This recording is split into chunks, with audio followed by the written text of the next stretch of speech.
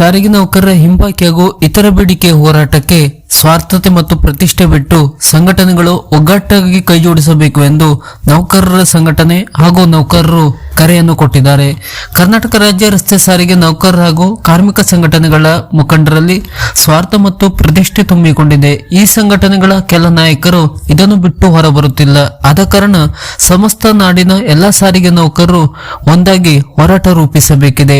ಅಲ್ಲದೆ ಈ ಒಂದು ವೇದಿಕೆಯಿಂದ ಹೋರಾಟ ರೂಪಿಸಿದರೆ ನಾವು ಖಂಡಿತವಾಗಿಯೂ ಯಶಸ್ಸನ್ನು ಪಡೆಯುತ್ತೇವೆ ಎಂಬ ವಿಶ್ವಾಸವಿದೆ. ಆದರೆ ಇವರಿಗೂ ಒಬ್ಬ ವ್ಯಕ್ತಿ ತನ್ನ ಸ್ವಾರ್ಥಕ್ಕಾಗಿ ನನಗಿಂತ ಮೇಲೆ ಯಾರು ಬೆಳೆಯಬಾರದು ಅನ್ನೋ ವಿಕೃತ ಮನಸ್ಸಿನ ಕಾರಣದಿಂದ ಸಂಘ ಸಂಘಟನೆಗಳು ಒಗ್ಗೂಡಿಸುವುದಕ್ಕೆ ಒಂದು ಸಣ್ಣ ಪ್ರಯತ್ನವೂ ಮಾಡುತ್ತಿಲ್ಲ. ಇದರರ್ಥ ಇವರಿಗೆ ನೌಕರ ಹಿತ ಚಿಂತನೆ ಅವಶ್ಯಕತೆ ಇಲ್ಲ ಎಂಬುದು ಸ್ಪಷ್ಟವಾಗುತ್ತಿದೆ. ಇನ್ನು ಹೊಡೆದಾಡುವ ನೀತಿಯಲ್ಲಿ ಬಂದಿರುವಂತವರು ಈ ಒಮ್ಮತನದ ಹೋರಾಟ ರೂಪಿಸಿದರೆ ನೌಕರರಿಗೆ ಒಳ್ಳೆಯದಾಗಿ ಬಿಟ್ಟಿದ್ದಾರೆ ಎಂಬ ಆತಂಕದಲ್ಲಿ ಇದೆಲ್ಲವನ್ನು ಮಾಡುತ್ತಿದ್ದಾರೆ. ಹೀಗಾಗಿ ಅವರು ಯಾವುದೇ ಕಾರಣಕ್ಕೂ ನೌಕರರಿಗೆ ಒಳ್ಳೆಯದಾಗಲು ಬಿಡುವುದಿಲ್ಲ.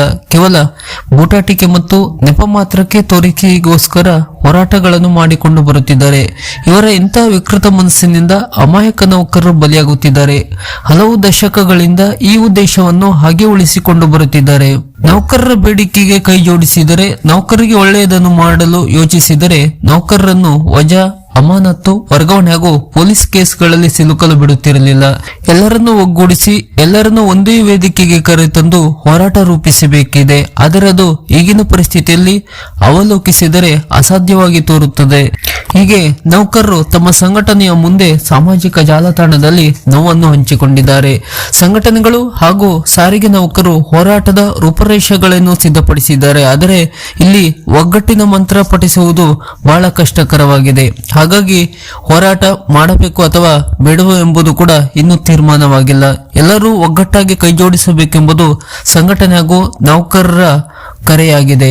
ಇದಕ್ಕೆ ಸಂಘಟನೆಗಳು ಯಾವ ರೀತಿ ಸ್ಪಂದನೆ ನೀಡುತ್ತವೆ ಎಂಬುದನ್ನು ಕಾದು ನೋಡಬೇಕಾಗಿದೆ.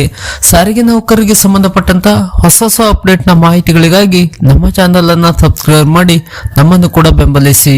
ನಮಸ್ಕಾರ.